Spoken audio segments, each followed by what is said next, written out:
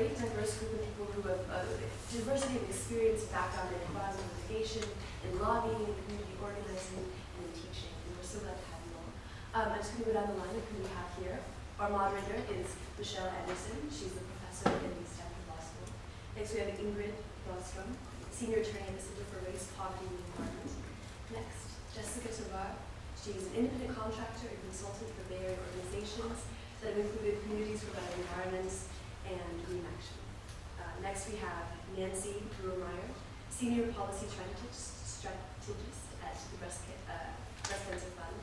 And last but not least, Dr. Beth Middleton, associate professor of Native American Studies at UC Davis. So with that, let's go ahead and start. Thank you to everyone for being here. We are going to get started with just a sort of more open discussion with each of the panelists for a few minutes for them to introduce you to their work and their practice and some of their general observations about the role of women in environmental justice. I'm going to start with Nancy. Do we need the mic or can everybody hear me? We can hear you. Excellent. So thanks very much for inviting me to be here, for you all to join us here. I want to talk a little bit about the Breast Cancer Fund and sort of my role there, and then we can go sort of talk a little more generally about how that relates to environmental health. So the Breast Cancer Fund is a national organization. We focus on breast cancer prevention, makes us a little bit unique within the world of the breast cancer movement. And we do that by looking specifically at how chemicals and radiation that have been linked to the disease impact our risk for breast cancer. We start with a foundation of peer-reviewed science, and we take that science and compile it and translate it into education and policy work and market work. So the science is very strong and growing. There are a number of chemicals that we're exposed to on a day-to-day basis, from consumer products to the pollution around us, that do in fact increase our risk for breast cancer. And the numbers are probably fairly familiar to you all. 1 in 8 women can expect to be diagnosed with breast cancer at some point in her life, which is pretty large number. It's pretty epidemic, yeah. So what we want to do is start to get to the source and look at the chemicals before they get in our bodies and before they start wreaking havoc with our systems. So obviously it's an issue that has a disproportionate impact on women in terms of the lens we look at this through, which is breast cancer. But these chemicals are also linked to a variety of other health issues, from other cancers to asthma to learning disabilities to obesity, cardiac disease. There's a plethora of science out there linking a variety of environmental chemicals to health issues beyond just breast cancer.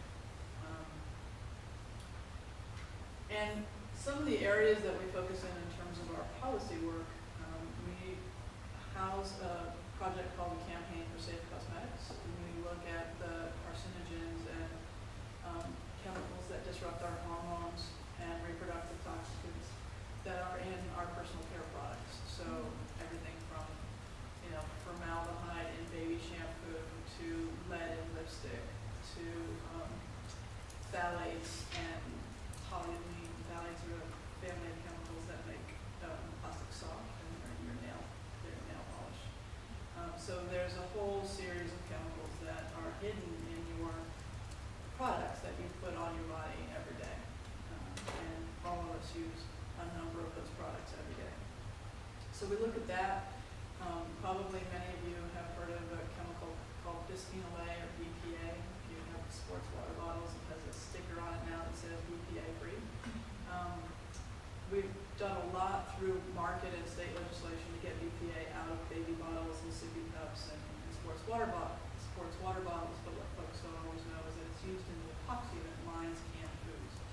So you are ingesting BPA when you eat, most of the time when you're eating canned food.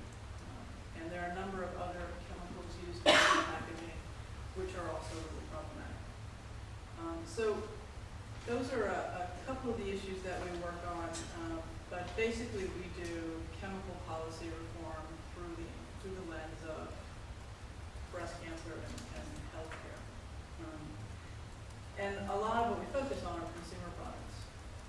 terms of how this relates to environmental justice, there are a number of different connections. We are not all equally exposed to these chemicals. All of us are exposed to some of them, but there are certain chemicals that have higher levels in certain ethnic groups. So African Americans have higher PCBs, which is a chemical that's been banned for many, many years. Mercury, lead, phthalates, which is the family of chemicals I talked about. Mexican Americans, and we say Mexican Americans because the sampling size only allows us to look at that as a subset of the Latina community. Pesticides and DDT. DDT was banned in 1973, and most of us have some DDT in our bodies still, and those levels are higher in certain communities. So, not only do we have different exposures based on ethnic groups, but a lot of it is also tied to socioeconomic status. People who live in places like food deserts are much more likely to use canned foods than they are if you don't have access to fresh fruit or fresh produce. That's what you use is canned produce. So you have higher levels of those kinds of chemicals in your body. A lot of the cosmetics that you can go out and find that are safe and have use the safer chemicals are high. They cost more. They come at a premium, and a lot of folks can't afford them, and they don't have access to them. So there are a number of ways in which, and this is specifically the consumer product angle. We have a whole other issue around where do lower socioeconomic status communities live relative to coal plants and incinerators and other factories, which I'm assuming other folks will chat about in a minute. But those are all, even within the context of just consumer products, which is a lot of what we look at, we aren't all we don't have equal access to safe products. And part of why we do the policy we do is that we think everybody should. You shouldn't have to pay extra to not have carcinogens in your cosmetics. So I'll stop there and then we'll do Q&A.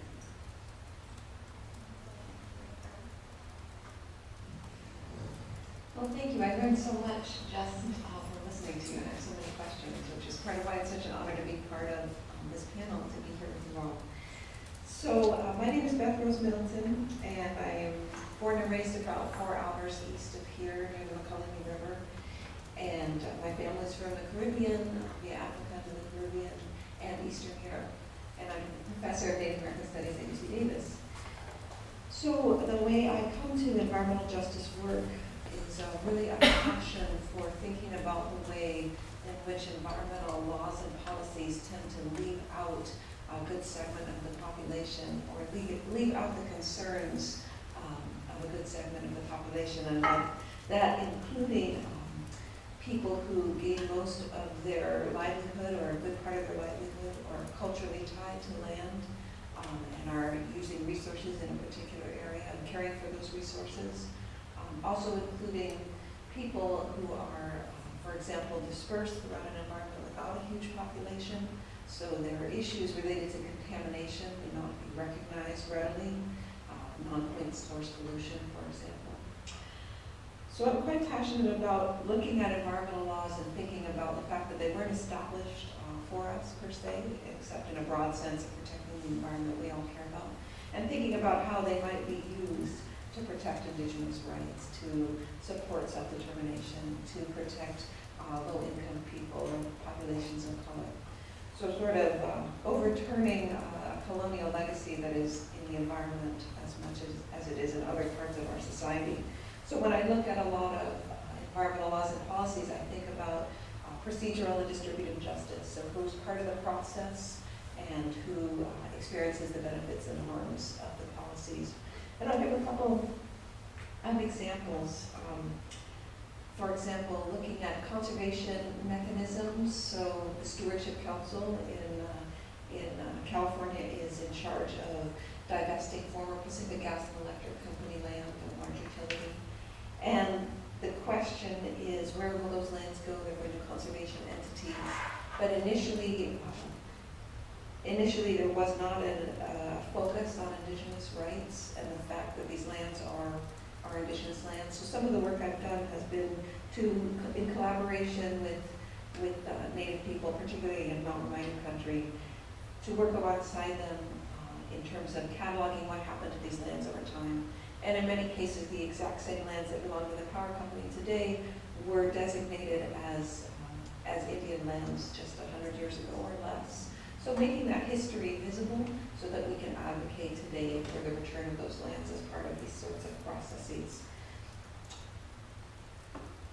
And you mentioned DDT, and I was thinking about contamination and the fact that often indigenous people, people of color, people who are working close to and living close to the land are the first to experience contamination.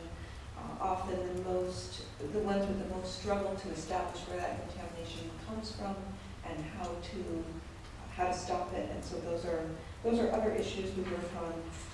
Making clear the history. So Rachel Carson is often credited, and she is very important, but she's often credited with ushering in DDT bans. But in fact, farm worker communities were among the first to initiate DDT bans. So understanding some of that history, recognizing that people you don't often hear of or see are part of the face of the environmental movement and the environmental justice movement. I also think of environmental justice as not since the Toxic Waste and Race report in the early 1980s, but since colonization, really the impact on people's lands and waters and resources and the pollution of those resources. From a perspective of working with women in the movement, I think a lot about contamination in the body and ingesting the contaminants and then passing them on to your children. And I think that's a unique situation for women and one that drives a lot of leaders in the movement. I think just briefly some of the challenges I've faced are people not wanting, particularly people in the conservation community, not wanting to think about justice, thinking, we're already fighting a big fight to protect the environment, we're already doing good. We don't want to think about where we might have a lack or a problem. We don't want to weaken our struggle by addressing the fact that we are not engaging with indigenous people whose lands we're talking about, that we're not engaging with people of color in urban areas who are facing being the sacrifice zones when areas outside of the urban area are set aside for conservation to balance out the pollution in the urban area. So I think that that has been part of the struggle. When you're working with environmental organizations, there's sometimes a feeling that you're diluting our campaign by bringing in issues of justice. But from my point of view, you can't think about environment without thinking about justice. And the foundation of the configuration of land rights and ownership that you see today in the United States is based on dispossession, and in many cases. And so how do we address that? And I think for me, that's what the foundation of environmental justice is about. It's about our relationship to land, our history individually and collectively, and how we heal a negative past, and also work to make our laws and policies more accountable to everyone within the population. Hi, my name is Jessica Tovar, and it's really important for me to give you a sense of where I come from to understand why I do environmental justice organizing work. So I'm originally from East Los Angeles. Anybody familiar with LA area or East LA? Okay. Are you familiar with the city of Vernon by chance? No? Okay. So I grew up in housing projects, the Strata Courts in East LA. And the major street by where I live was a street of heavy traffic, big rigs going, carrying goods, what they call goods, the goods movement. So there was a lot of traffic pollution, but also the line between the next city over was my block. And the next city over was City of Vernon, which is an all-industrial city. And what it's known for is not only all the different factories, but it's also home to the Farmer John slaughterhouse. And this is metropolitan LA, so there's a huge slaughterhouse where all our meat is processed. In addition, crematories, just all kinds of crazy, industrial businesses. And in growing up there, I remember a friend from high school visited me once and said, Jessica, how come every time I come to visit you, it always smells so bad? And I was so used to that smell that I didn't know that it smelled bad. And I also didn't think about where that smell was coming from or know what it was until I went to school and started like learning more and more about environmental issues, specifically environmental justice issues and pollution in communities. And so it's really important for me to convey that. And I think for me personally, I just had a natural sense to want to learn more about the environment. And I think it comes with that deep, like, maternal, instinct that we have of wanting to take care of our home, right? And in this case, it's the environmental issues. So while I was going to college, I was looking for a program in environment. I couldn't find anything in the Cal State system. So I went into geology. I was going to school at Cal Poly Pomona. And I enjoyed the program, but it was all about mining. And I did not like talking about mining because it just was invasive to me, right? Again, going back to that maternal instinct, right? So I found a minor program at the school that I really liked. It was called Regenerative Studies, so it's really the study of sustainable living. And it was really cool because I got to live in a solar-powered dorm, grow my own food, we had chickens, and we were kind of like, the school didn't pay attention much to our program, it was just a minor. But I loved it, and this was back in like 2000. And so I wanted to learn more about sustainable living, but I really, really had this connection, obviously, to like major cities and people of color living by toxic facilities, which is where I come from. So I had a friend in college who was working for Communities for a Better Environment as a community organizer. The more he told me about what he was doing, the more I was like, yeah, that's what I want to do. So I decided to change schools, and I really wanted to get an environmental focused study, right? I couldn't find anything in the Cal State system. The only way I could study environment or even have a class on environmental justice was if I went to private school or Ivy League, and that wasn't an option for me. So I ended up moving to the Bay Area, where at San Francisco State they had sustainability and social justice option. So I was stoked, and thinking that I would live in the Bay Area only for 2 years and go back home, I actually got stuck in the Bay Area, because as soon as I was done with school, I got an internship with the Environmental Justice and Climate Change Initiative, and this was back in 2003. And we were starting that conversation of making the connection between environmental justice organizing and the climate crisis. And back then, people thought I was crazy when we would have these discussions. And now we're in a place where people know we're feeling it, right? So that's really, really, for me, a huge accomplishment in that. And then, yeah, I feel like I have a lot of things that I want to share with you. But that's a little bit of my background, and then I immediately started working with Green Action on various campaigns in like Central Valley, mostly focused in the Central Valley.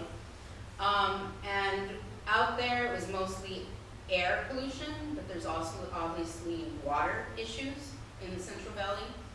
And I think a huge role and what's important in terms of my work is that I work with a lot of people who are like me or come from families like mine, and oftentimes it's Spanish-only monolingual. And oftentimes people who smell it, they don't know what it is, or they're curious about it, but they don't know where to go. So it's really important for me to be kind of that bridge of connecting with community, getting them the information from the scientists, getting support from lawyers, for example, to be able to make create a campaign around these issues and make changes in the community. So that's really been my role in all the communities that I've worked in, and I've been all over the place. Central Valley, I worked in Richmond around the Chevron refinery for like 6 years. Again, the Southwest, I've worked with some indigenous communities, and that's a whole other issue, is that companies like to exploit sovereignty of native communities, and they want to just buy off who's ever taking care of that community, buy them off, and you go in because they don't have to abide by laws that we have to abide in other places outside of sovereign land. So, yeah, so again, I've been all over the place with different communities. A lot of my role is really just breaking down the information so that everybody gets it, everybody's empowered with it, and uses it to advocate for themselves. So I'll stop right there, but. My name is Ingrid Brostrom. I'm an attorney with the Center on Race, Poverty, and the Environment. And so CRPE is an environmental justice organization. We partner lawyers with organizers. We're both on staff. We work primarily in the Central Valley, though we do have some statewide and national campaigns as well. But a lot of our grassroots and organizing efforts are focused on Central Valley communities. So I started my career right out of law school by getting a fellowship, an Equal Justice Works Fellowship. I think it's called something else now, but it's something everyone interested in doing social justice lawyering should look into. So I moved down to the Central Valley. I'm from the Bay Area. I moved down there because that's where the work is, and that's that'd be another. We can maybe get back to that. My kids always to be ready to move, especially where the need is. So I moved to the Central Valley. Spent my first 2.5 years as an attorney in the Central Valley, and it was very formative for me in my career because I was living in the environment of the people that were our clients that we were helping. So I saw very much firsthand the political pressures of the Central Valley, which is very, very conservative, very Republican. The decision makers in the Central Valley do not reflect at all the constituents, which is very large majority Latino. And we have a huge farm working population, so there's a lot of pesticide exposures. But the people that were making decisions were mainly farmers, landowners, very close to those agricultural interests. So I got my start. My first community that I worked with was the community of Arvin.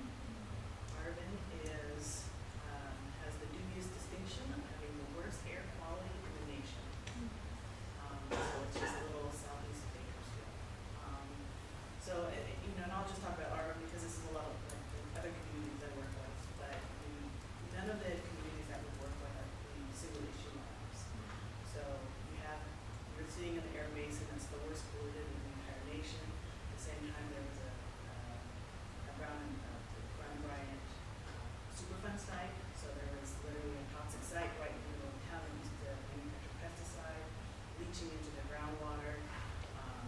The whole town water was also contaminated with arsenic and nitrates. You had a huge mega composting plant, probably the largest composting plant in the world.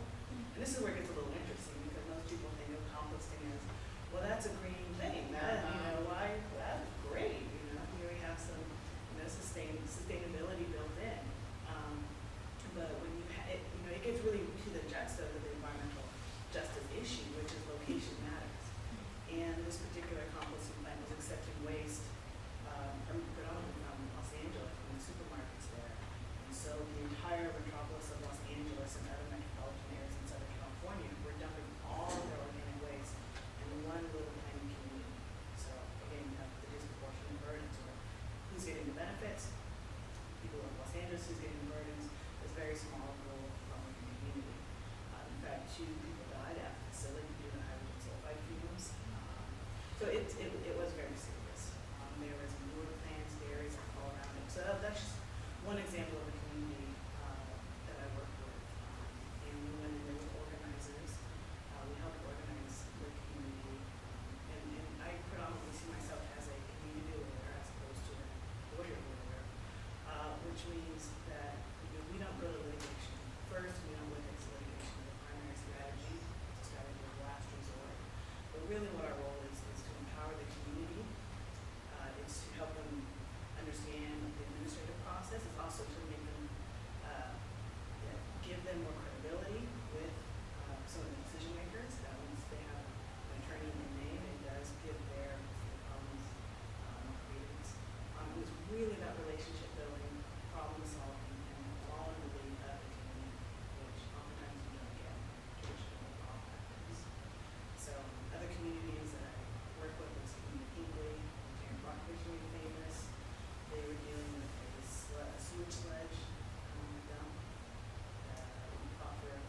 successfully held on for 6 years, but ultimately they did get the Kettleman City, which hazardous waste done there, community chapter.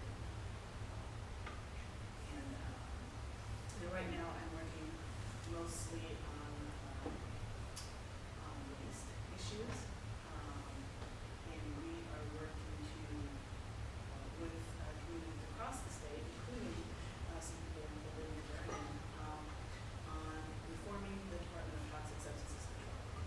Because this is an agency that has a great deal of power in managing the state's hazardous waste, and frankly, we're just letting down communities of color. So we decided to get together and fight agency and make change there. So I have to say that my practice is pretty exciting in that I get to do a lot. I get to do policy, I get to do organizing, I get to do litigation, I get to do administrative advocacy. That being said, there's just not a lot of EJ attorneys in the state of California. There's a great deal of need. And yet I was talking to a class at UCLA earlier this week, and I mentioned, that I believe there's probably, I could count the number of EJ attorneys in the state, and it's probably on the millions. And so that's a really sad state of affairs, given the immense need for these communities to have representation. So I would definitely, urge anyone that is interested in this field to pursue it, because there's such a need. So we need more people. That was wonderful. It's such a privilege to hear all of you speak. Actually, I've been an admirer of your organizations and your work for a long time. Anybody who takes my environmental justice class will be hearing a lot more about all of these groups and projects. And I just want to pull down from what people said, a baseline of environmental justice sort of as shaped by this group to help, and then we'll pivot into thinking about the role of women in particular. As you've heard from these leaders, you can really think about environmental justice as sort of, in one sense, as freedom from environmental dangers, whether that's chemicals or toxics or undesirable land uses at your, as your neighbor, things that that may be environmental goods in another place, but are not environmental goods when you deal with their proximity to your air and water systems. Not to mention noise and odors and all of the other things that neighbors can do to one another. But environmental justice is also about access to environmental goods. As I think Beth suggested, it's about access to land ownership, it's about access to political power, it's about open space and parks and fresh food and product choices and so many other things that we affirmatively want for people. But secondarily, there's another way of thinking about environmental justice, which Beth mentioned, which I think is so important to really break down. She mentioned procedural and distributive justice. Again, as I hope to talk about more with folks in class, environmental justice is both an idea about fairness in process, that people come into environmental processes with their interests heard, with access to decision makers, with public agencies that are not owned by special interests. That's a procedural justice angle, but it is also about distributive fairness. It's about outcomes and looking at the substantive equality that emerges or inequality that emerges from those processes. And I think both of those are key pillars to what environmental justice means, and it is hard to achieve both of them in the same place. American environmental law has been much better at trying to clean up process than it has been at shaping fairness in outcomes. So it's something that is still really a deep struggle. Environmental justice third, and this is my last two things. is we have to think about it as exclusion from environmental law. Environmental justice is very much a sort of understanding that was shaped in relation to the history of environmental law. Because, as Beth mentioned, there were so many groups and people that were sort of excluded from the processes and the protections of environmental law, but also because in the tradition of the founder of CRPE, Luke Cole, there was a kind of macho lawyering that was taking place that sort of was running environmental law as a system among lawyers pursuing high-level political change. And so environmental justice is a claim to participation in the environmental movement by communities of color and by poor communities.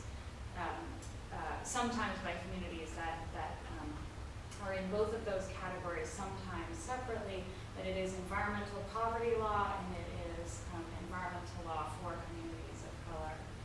So that history is so important, and it is about reclaiming the history of environmental conditions, sort of what the starting distribution of burdens is sort of among different types of communities in the country because of the history of race in organizing our neighborhoods and in organizing the distribution of dangers and benefits. And last, environmental justice is very much about methods. It is a discrete set of methods in how to be a lawyer. Community-based advocacy, organizing, access to a really serious commitment to neighborhood level social networks, leadership networks, education and empowerment of in most cases, very low income community leaders to be the spokespeople for their claims and their rights. So it is an extraordinary and inspiring way to think about what it means to be a lawyer as a way of amplifying and drawing on the sort of power and potential of low-income people to speak for themselves. So that's, that they gave you just this spectacular window into what environmental justice is, which should be mobilizing enough.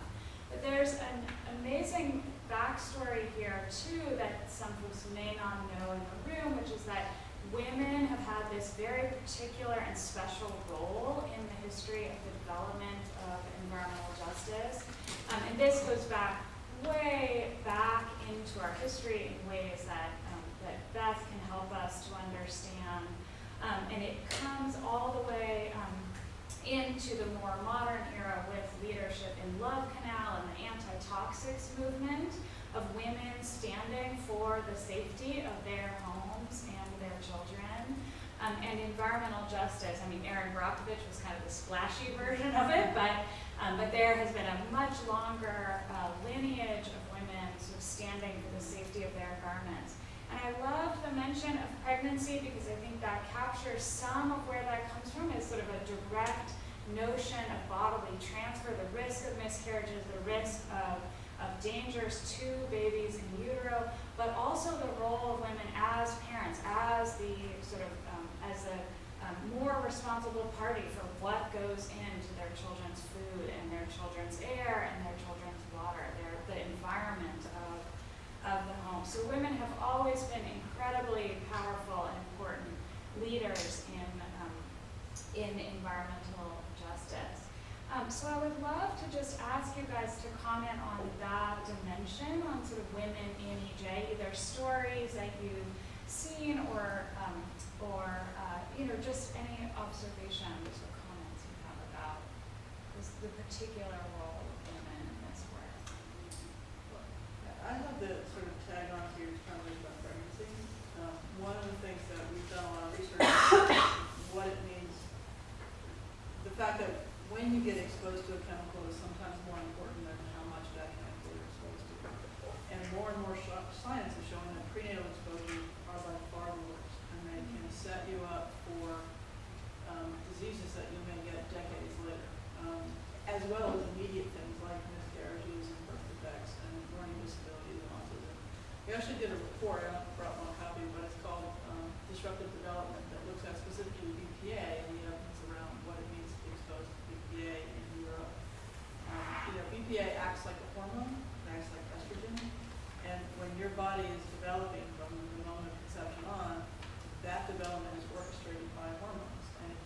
introduce external chemicals that mimic or inhibit those activities, you can do serious damage to the development of major organ systems, and that will impact your health for the rest of your life.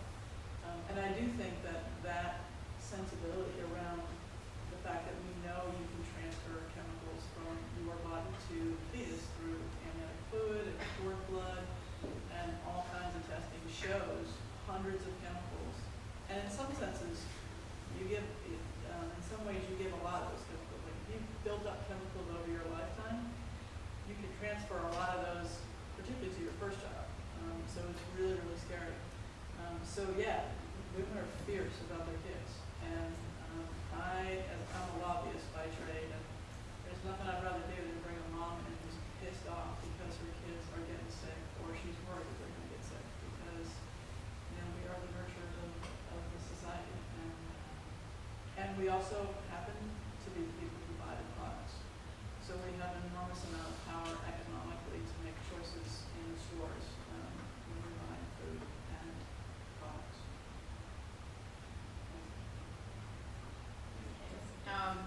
Again, my mind's just going different directions.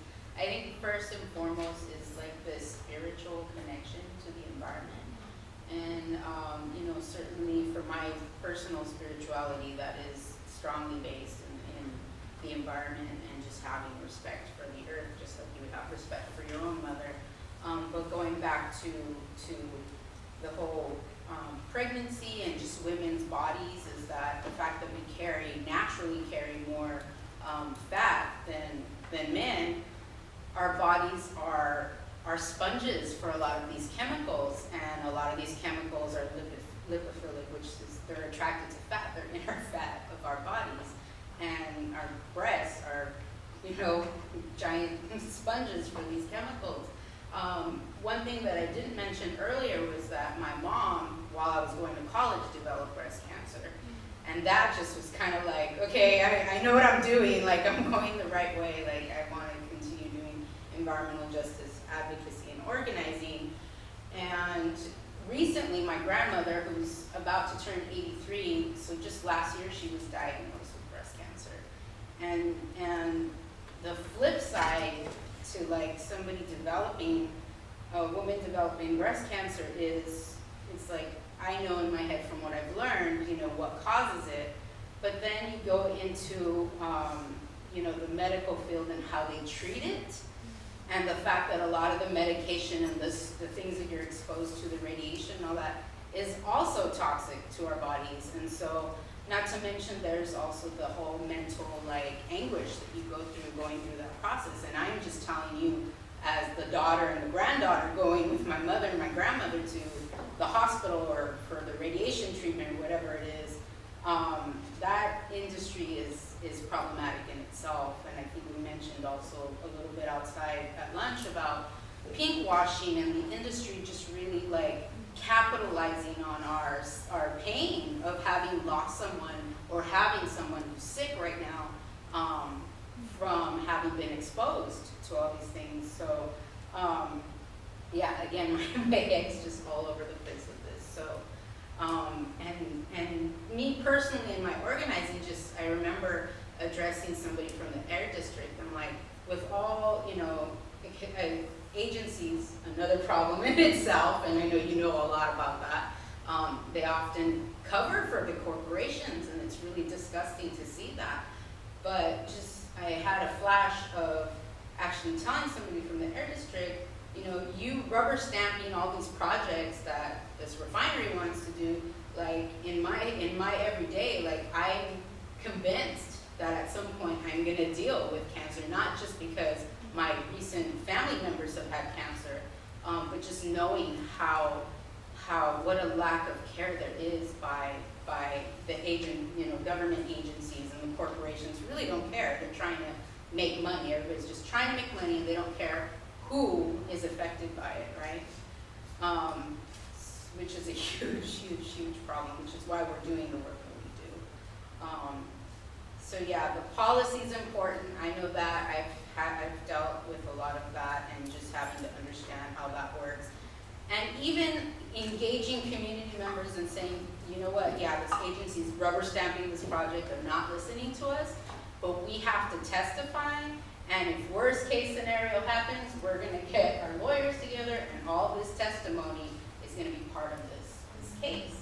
And in the case of the oil refinery with Chevron, obviously we went into litigation because, you know, they just seem to run the politicians, they buy off the politicians in the city, they clearly bought off the air agency, and yeah, so we had to go into a lawsuit. So that's where all you lawyers come into play.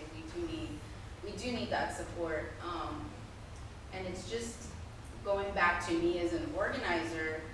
I can't help but acknowledge, and I'm sure this is true for you ladies here, is that this work is exhausting too, and we have to check ourselves in doing this work and taking care of our own health, you know, in the process, and our own mental health in the process. So I just couldn't help but go there because it's really important. And the burnout rate it's for real, you know, so, yeah. I mean, I just have two, I won't take too much time, but, you know, in that we do a lot of organizing when we go into communities that are not organized to begin with, and we do that process also hand in hand with the attorneys. You know, I know firsthand that the strongest community leaders tend to be women, and it is for the reason said, that, you know, it is about the community's health, it is about their families, it is about, you know, they want to see their children healthy. So, we also see male leaders, and it is really interesting to see how those community groups function very differently if they're women-led versus men-led. And the group that I dealt with was in Marvin, and it was 100% men in that group, and it was an anomaly in our work that we had an all-male community group. Now it's standing out to this, but they were so militant, and it was an interesting experience. And women actually felt uncomfortable joining that group, and so something we actually had to work on is get them in to step back so women could come into the group. But I would say most of the communities that we work with are women, because they tend to care a lot more about, and think a lot more about their family's health. The flip side of that, you know, is as a woman attorney in this field, you know, I started out in peer environmental. That's what I wanted to do. Figured everything out. And when you are going to the environmental route, it's vast majority men go into that field. You go into environmental law classes, it'll be men. You go to environmental firms or environmental nonprofits, it's predominantly men. And then when you go to environmental justice, it's a flip. So you definitely see, even in the legal field, the same phenomenon going on. You know, that women just care more about that human angle, about community health, and so even women attorneys populate the justice field. On that note, I was thinking about water quality standards and other standards, and who are they for? And sometimes, oftentimes the reference point has been a white male. And so I've worked with different groups and individuals who are trying to draw attention to that and change that. And one angle of that is thinking of sort of pernicious long-term environmental contamination, for example, mercury left over from processing gold during the gold rush. A key example of the way in which colonialism, colonial activities inform present-day illnesses and challenges. So the mercury that's used, methylated, still in our systems, concentrating in the fats, as you mentioned, concentrating in the fish, you know, and who is affected by this? Indigenous people who rely on those fish. You have a cultural and spiritual relationship with those fish that are now contaminated. Poor urban or rural people who are surviving directly from their fishery, whether it's in a man-made reservoir or in a river as well. You know, those are the main populations affected. So when water quality standards are developed, it's not taking into account consuming 10 fish a week from the reservoir closest to your house or the waterway closest to your house. It's thinking about someone who goes to the store and buys a certain, like a 2-ounce piece of fish and eats that a couple times a week. And then your standards is developed from there. So there's a study going on at UC Davis. They have a was just finished, the tribal traditional fish use study with Fraser Schilling got the lead out of environmental policy there, environmental science and policy. And he's been talking to people around the state, indigenous people about their fish consumption. There's been other studies about environmental justice and more urban uses in the fishery. But when you look at that angle, it changes your whole lens on what's the appropriate water quality standard. How much fish should people be eating when you're looking at a different perspective on their relationship to the fishery and the waterways. And that's what's left out in environmental law and policy. And so I feel like that is our job in collaboration with communities to draw attention to that and to make changes in the policy so that they lead to more just outcomes. That's wonderful. I think that all of your comments really speak for themselves about why the students in the room should do environmental justice. I'm convinced for the number of times that I've heard. But I want to open it up to all of you for questions. Either if you're interested in pushing the specific questions about practice or anything else that is on your mind, ask our panelists.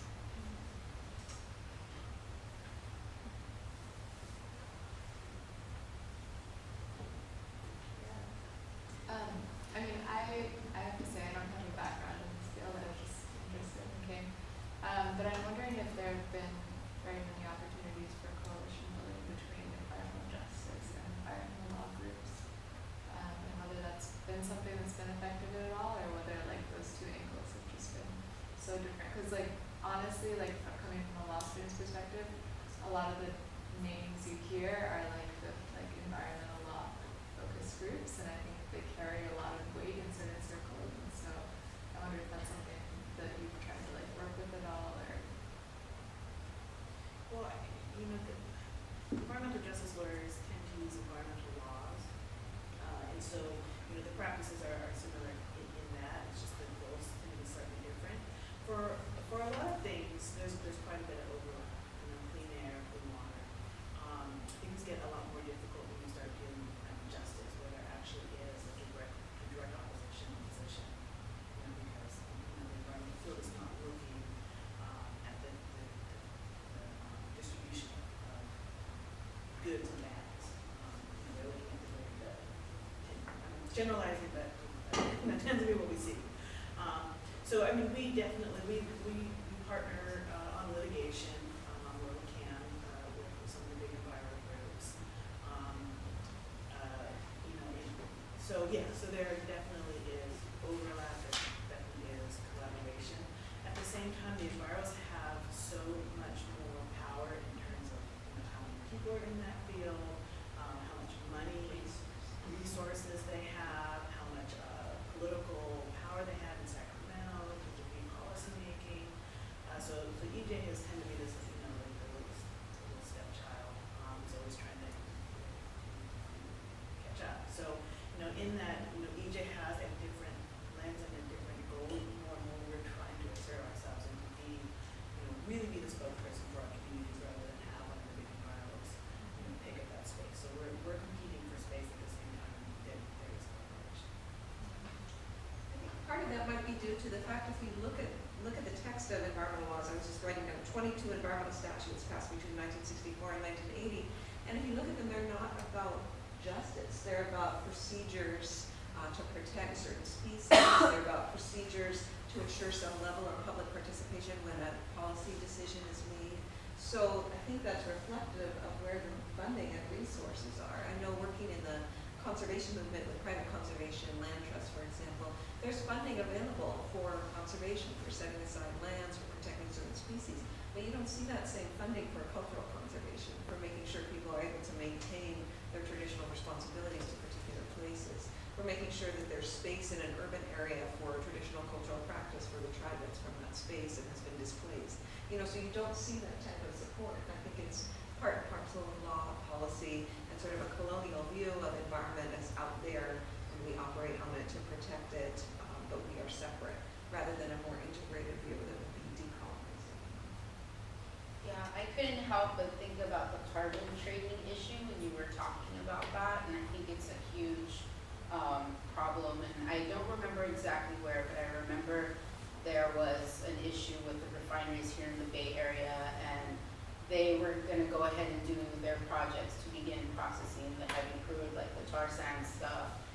there was this trade-off, well, we're gonna protect these trees way out in, I don't even remember exactly where, and that's gonna offset what we're doing out here in the Bay Area, and it's, yeah, so there's a huge issue with that, these deals being made without us at the table, when we're the ones living by the refinery, we're living by, you know, whatever source of pollution is, so that is a huge issue.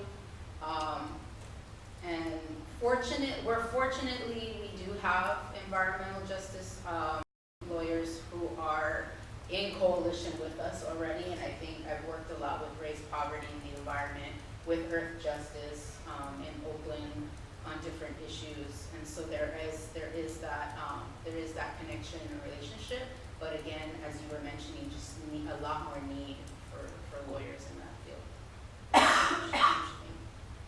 just to follow up your point is EJ by its very nature, sorry you wrote this down, I'm not super done with that. EJ by its very nature is very locally focused. So you're dealing with your community in that community's health. And so you're not up in Sacramento saying like, we want this statewide policy. Now that's changing. We now have a bigger presence in Sacramento than we've ever had before. We have new coalitions, new statewide groups that are coming together to recognize, like, hey, our voice is not there. That's why the laws are not written to protect us. And so I think that's changing right now. That it traditionally has been, we're going to just focus on trying to protect our own locality. So I'm actually excited to see how the power shifts. Liz? Yeah, I have a question. Thanks. So I'm sort of wondering, I don't necessarily know this question, but have you approached coming into a community and hearing about their issues and the challenge between imposing sort of preconceived notions of what problem is, but also navigating issues of, for example, if a corporation has a big say in the community and is in some ways I guess encourage people to think about their jobs or thinking about enrichment and the free Wi-Fi issue. How do you navigate like listening to what a community wants and then also advocating for their help? Yeah, I think you mentioned Richmond. I think what's unique, when I worked in Richmond, I was working with Communities for a Better Environment, and they have their own lawyers and their own organizers that have been there for a long time doing organizing, and so there's already been a relationship that's established and the credibility of, just doing really good work in the community. So that's obviously been helpful. But me being some kind of organizer that kind of moves around, again, just being able to build coalitions with other communities and them knowing like your background and you're not tied with the corporation is important. It's always my job to be that first point of contact and get to know people and let people get to know me and know the type of work that I do. And that's not always easy. It takes time. But for the different organizations I work for, they have good credibility and they've been around for a while. So with that, that's been easy, I would say. I think the most important thing for us is we don't go into a community with an agenda or a directive like this is what you should do. Really the goal is to make sure that the community speaks for itself and that they be given a platform to do so. So if we went to a community and the community said like, that they were okay with the facility coming in, there's no way that, that I'm going to impose my will and say like, no, that's or that, they need to the family. Surprisingly, that has never happened. There's never been a community that you go into and they're siding with the facility. The jobs versus health and environment comes up every single fight that we've ever had. But it's nothing that the community has ever accepted. It's always coming from the decision makers in the company, those types of arguments. So in our experience, communities always choose health your jobs, although it actually has not been an issue.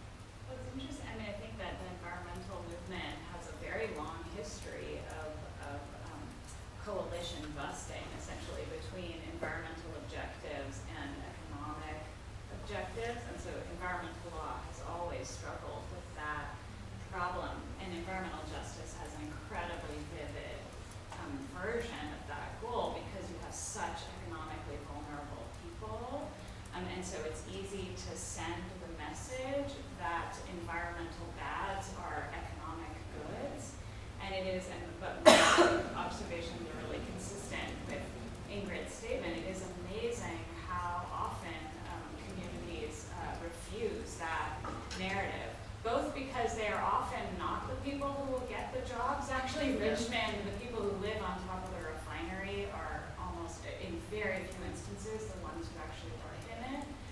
So there is some tax revenue that is redistributed into the city of Richmond from the presence of the refinery, but that's a very indirect sort of loop, and your immediate risk of hazards is sort of trumps the sort of diffuse access to resources and beliefs that you might get from tax.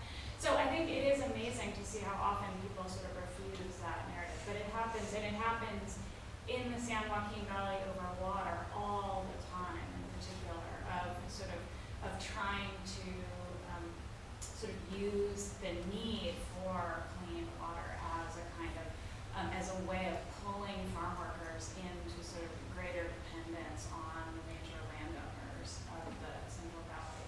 And there too, communities have just been extraordinary at sort of resisting that internal severance of their economic rights from their health rights. One more question? Well, do you guys want to make does anybody want to say any last thoughts? I just want to say, I want to take your class. I want to take your class. I would love to take your class. I mean, I've probably learned more than I share, so it's been really great, and I'm really glad you guys are interested in this issue, and there's just so much to do, and it is overwhelming to face the power and the money of the interests that fight us, and it's going to take people's voices and large numbers of people's voices to overcome that, and so I hope you guys will pursue this, whether it's as your career or just an area of interest that you follow and support, which yours. I also just want to say, I brought a few tip cards. They're like things you can do to reduce your exposure to yourself, and they're down there both in English and Spanish, as well as a brochure. Just like to add, I think this panel is a great example of all of the different roles for different professions in environmental justice, from lawyering to lobbying to organizing to research. So there's a lot of room to be involved in different aspects of it. Yeah, I think, there's definitely room for creative people, artists. There's room for people who are scientists. There's a lot of room for your lawyers. And, I think one thing, too, that I think about a lot is people assume that because a lot of information is kept from you, or you don't speak the language, or you don't know the jargon, or you don't know what PVD stands for, or BPA, or that kind of thing. Just like not assuming that somebody doesn't have the capacity to understand.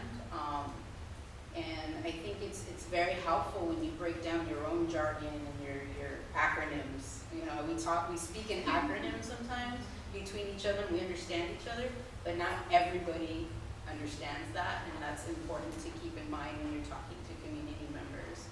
And we're not stupid, we're gonna get it, it's just, we need to break it down a little bit, go easy on the jargon. Is what's important. And just FYI, PBDEs are polybrominated Yes. diphenyl ethers, and they're flame retardants. Very, very very simply, they're flame retardants. That's all we need to say. There's pounds of it in your. They're in our kids' PJs. In your PJs, and pounds of it in your furniture and all. And it's bad for you. And it doesn't help retard plants. Just that way. Yeah. And I kind of already made my pitch at the beginning, but, the movement needs a lot more attorneys committed to representing the communities. There's a great, great need. There are very few people doing it. And so if people don't end up going in this field, or especially if they end up at a firm, it is also a very, very under-resourced area of law. Compared to environmental law and environmental resources, this whole cut will be environmental and a drop will be EJ. It's been very well documented that EJ is not able to be, cannot raise funds. So either come to this field, we need you, or give us some money so that we can.